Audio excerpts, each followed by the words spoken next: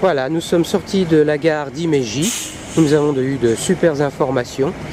Et aussitôt que nous sommes sortis, nous voici dans l'artère principale d'Himeji qui donne directement sur le château d'Himeji. Vu d'encore plus près, le château Himeji. Un pin cache des travaux qui ont lieu sur la gauche. C'est bien normal qu'il y ait de la maintenance.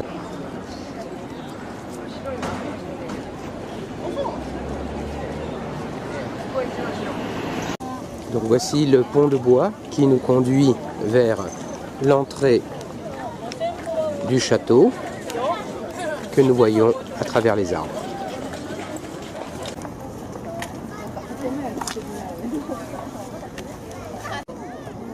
Dans la première enceinte donc, du château, se trouve un parc, a priori un zoo également.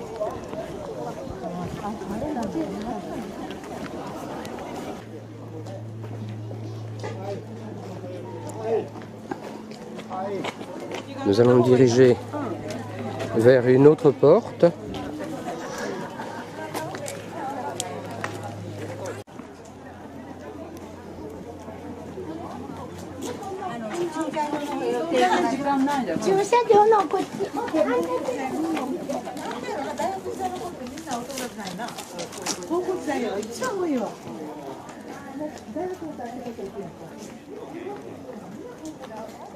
On voit que les arbres ont été taillés pour l'hiver, j'imagine.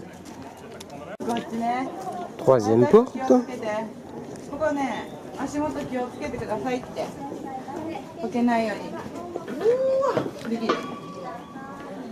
Et là aussi, des passages à l'angle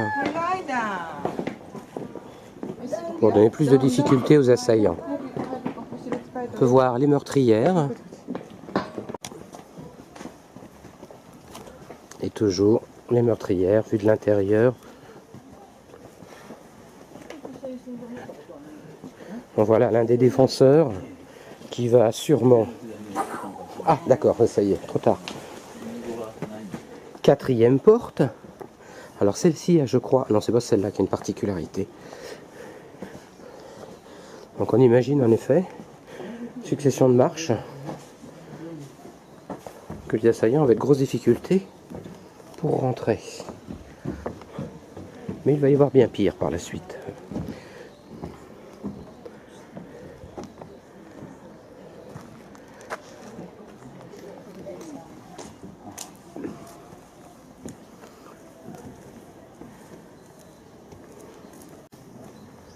On voit toujours les gros blocs de pierre utilisés pour le soubassement du château. Autre passage à l'angle.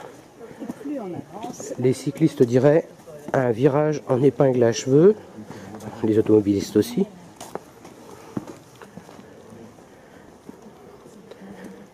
Et normalement, plus nous avançons, plus les portes vont être inaccessibles. Celle-ci était prévue pour ne pas laisser un grand nombre d'assaillants pénétrer simultanément. Et d'ailleurs, il faut même baisser la tête pour pouvoir accéder à cause de la dernière poutre. Vous voyez donc que chez eux aussi, des techniques avaient été mises au point et que la prise d'un château était aussi le résultat d'un siège de plusieurs mois souvent, comme chez nous à l'époque médiévale.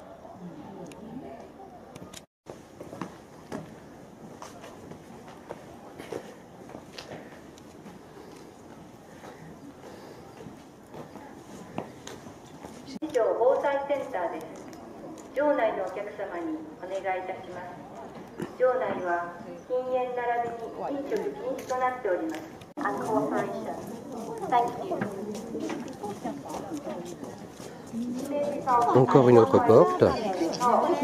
Donc précise bien attention ou attention. Et c'est encore plus petit.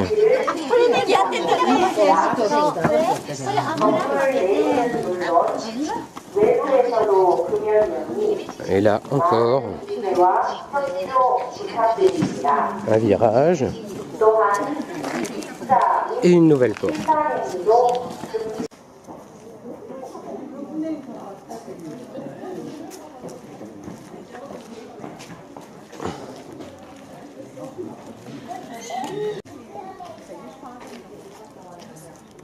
Voilà, donc vraisemblablement nous allons rentrer dans le château maintenant. Et l'on peut voir que dans l'ouvrage défensif, il y a des ouvertures qui permettaient aux défenseurs de jeter des objets, j'imagine, du liquide sur les assaillants.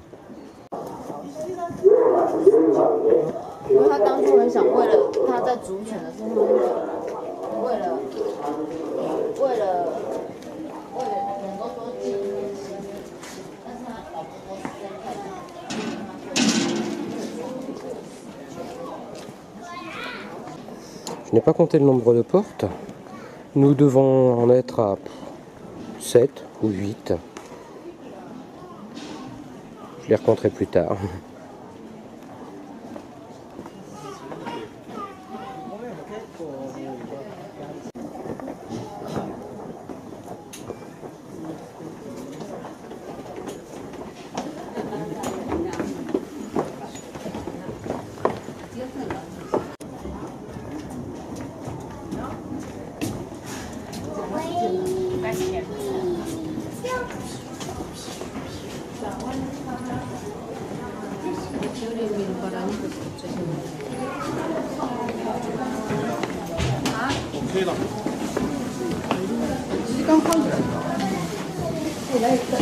Donc voilà, nous sommes dans le château.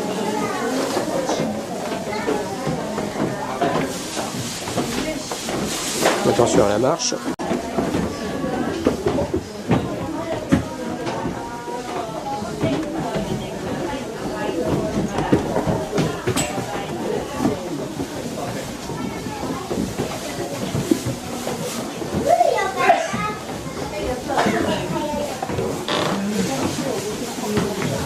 Une salle dans laquelle nous allons mettre des chaussons ou marcher pieds nus. Les sachets sont là pour accueillir nos chaussures. Voilà, donc nous avons mis nos chaussons.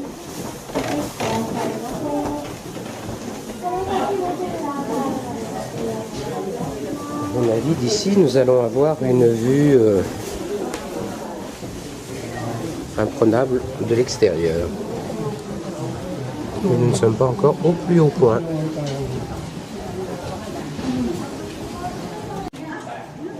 Voici la cour par laquelle nous sommes arrivés.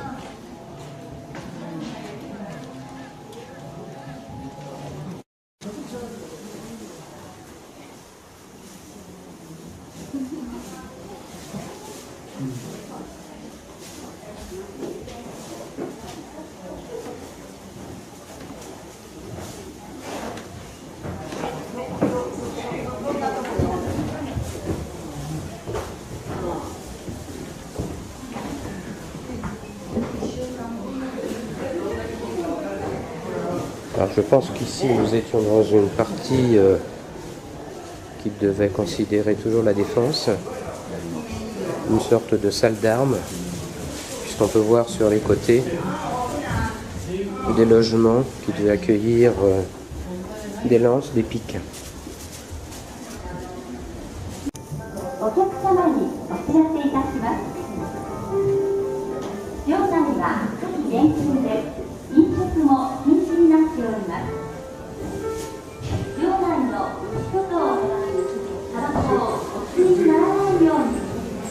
Une porte blindée.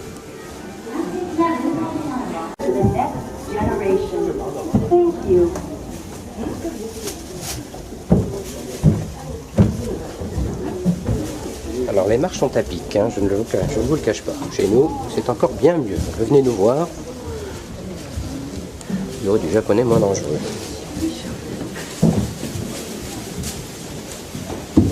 Toujours une salle défensive.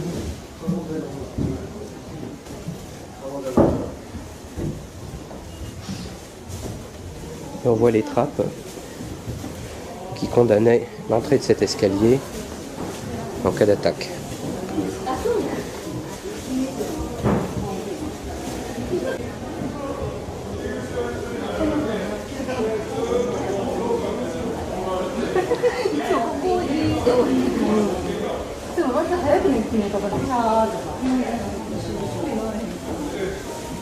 Alors voici une salle qui a priori était prévue pour être fermée par des Fusuma. On voit des gorges assez grosses.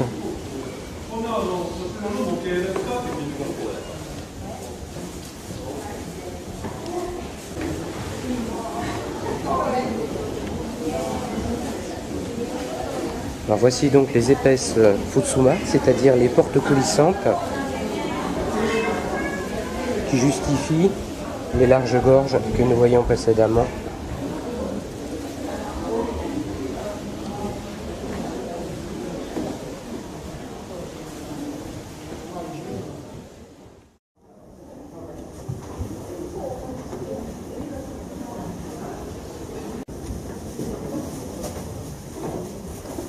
Encore un escalier bien à pic.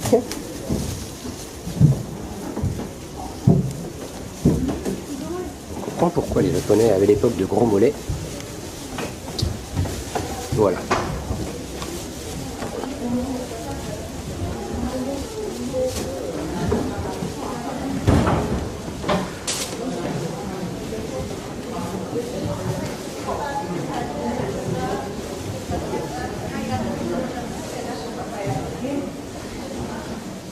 Nouvelle salle, grande salle, toujours avec les piliers de soutènement et les gorges destinées à recevoir les Futsuma. L'un des piliers centraux du château.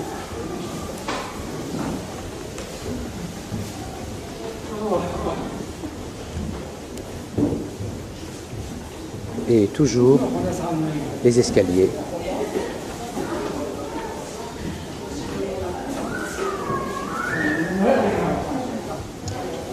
Cela semblera long peut-être à certains d'entre vous, tous ces escaliers, toutes ces portes, mais ça fait partie de la visite. Voilà.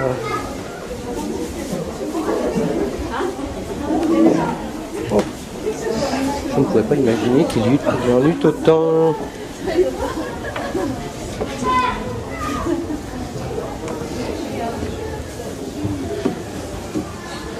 Vous noterez que les salles deviennent de plus en plus petites au fur et à mesure que nous montons.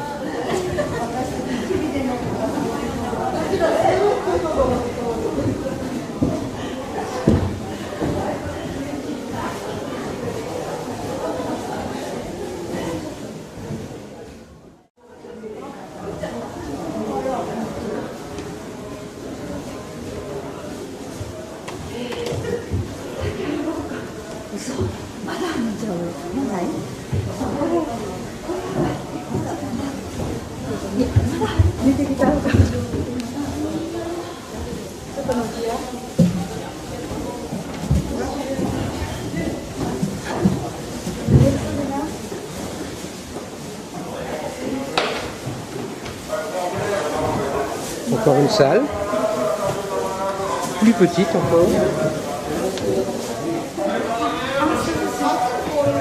Nous allons bientôt pouvoir planter notre drapeau français arrivé en haut.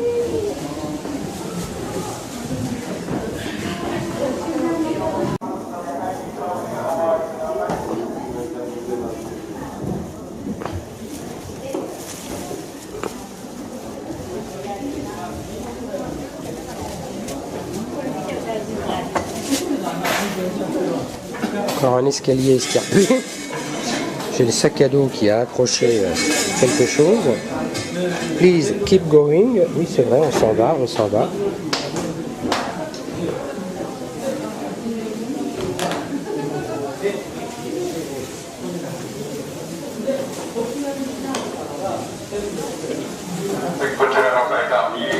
Et tout un espace de culte. Maintenant vous connaissez le système. Il est Shinto, puisqu'il y a des offrandes de saké, des offrandes d'algues visiblement.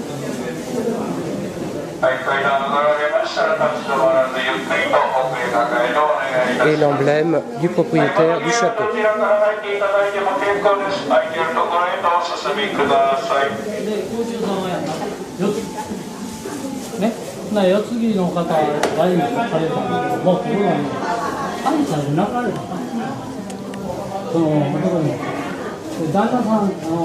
Alors d'ici nous pouvons voir les tuiles qui sont collées entre elles avec une sorte de stuc à la chaux et qui donne de loin une impression de blancheur totale au château, que ce soit pour les murs ou le toit. Au fond, tout au loin, se trouve la gare de Kyoto par laquelle nous sommes arrivés.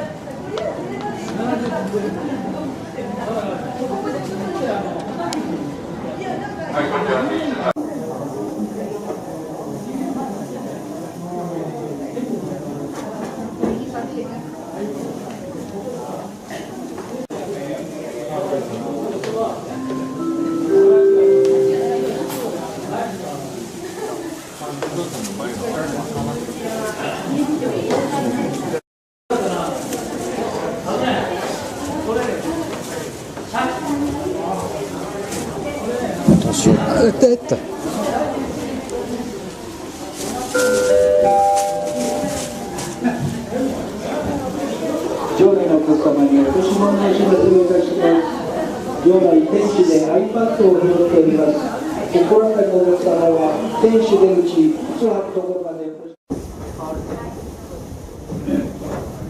Voici donc les ouvertures que nous voyons d'en bas. Donc leur accès par une poignée. Donc une forme de charnière de chez eux, japonaise. Cette petite partie de bois était soulevée, cette première latte, et ainsi permettait de déverser ce qu'on voulait sur les assaillants. Pas trop large tout de même, parce que là ça représente à peu près 20 cm de large.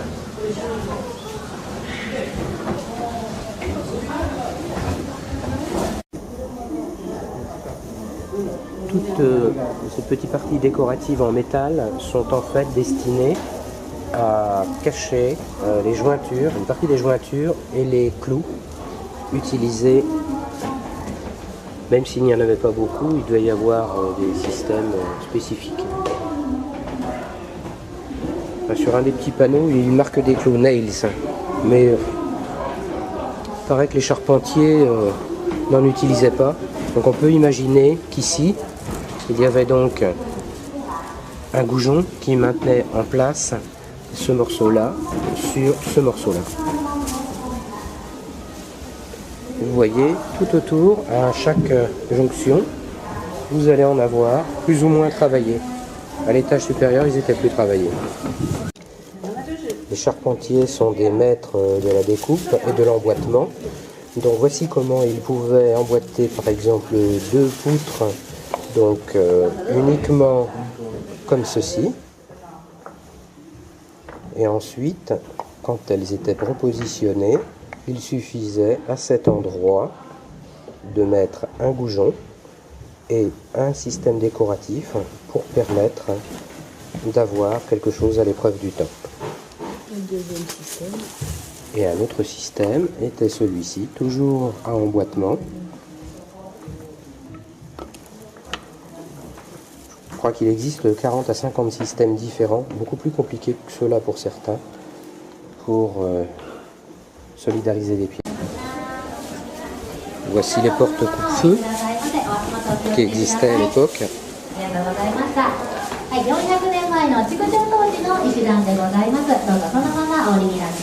Et nous voici sortis de la tour principale.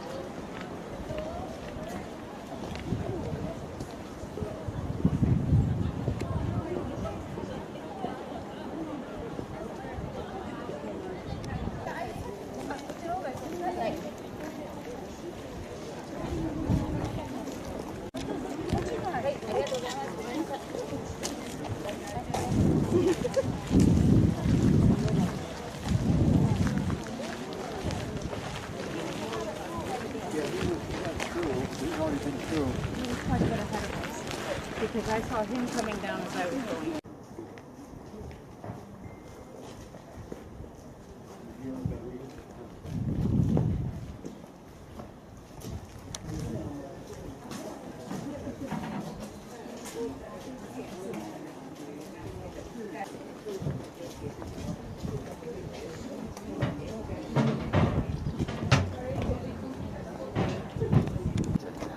Voici donc la rénovation du toit avec le mélange de chaux qui joint les tuiles comme je vous l'avais dit précédemment. Là, il s'agit de la partie qui était en réfection et que nous voyions sur le côté gauche du château Himeji en arrivant.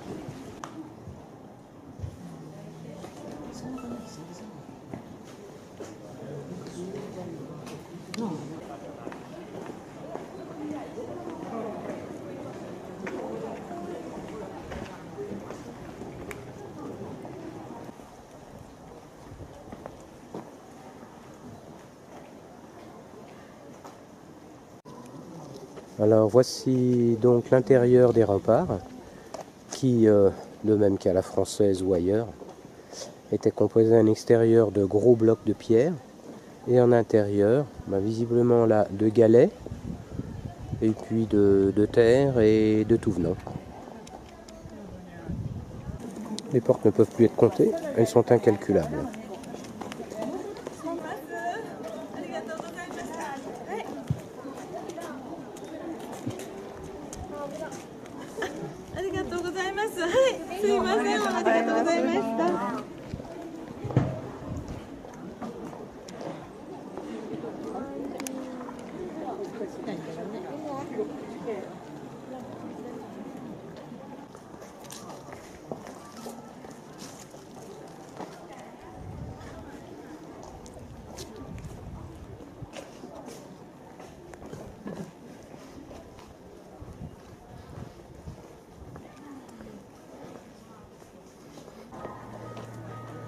Our pleasure to have you visit Creative Castle, National Treasure of Japan and World Cultural Heritage.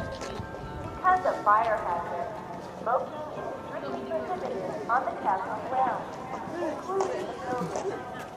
No eating and drinking is also allowed.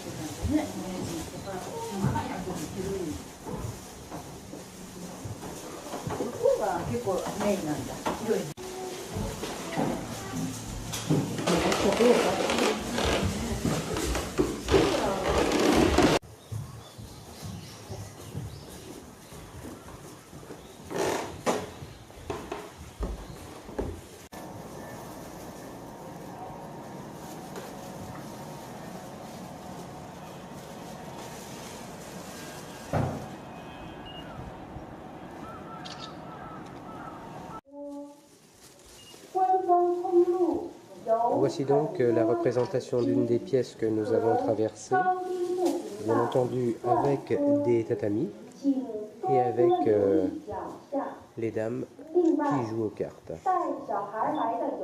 Donc toutes ces pièces étaient couvertes de tatamis puisqu'on voit à l'entrée de la porte à peu près 6 cm qui permettaient d'arriver à fleur. Voilà, donc toutes les ouvertures que nous voyons ici correspondent à une multitude de petites chambres.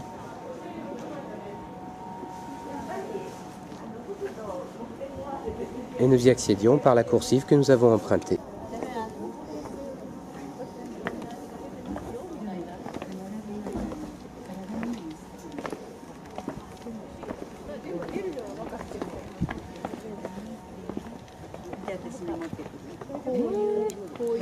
Nous voici maintenant dans le jardin.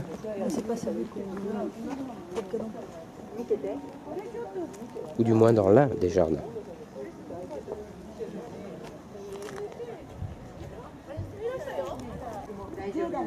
D'ici, la vue est également magnifique. On voit une des portes d'accès, peut-être celle qui nous a permis de rentrer dans le château.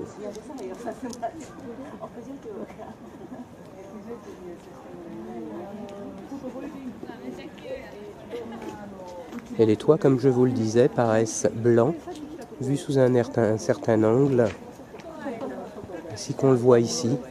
Seule la frange des tuiles est grise.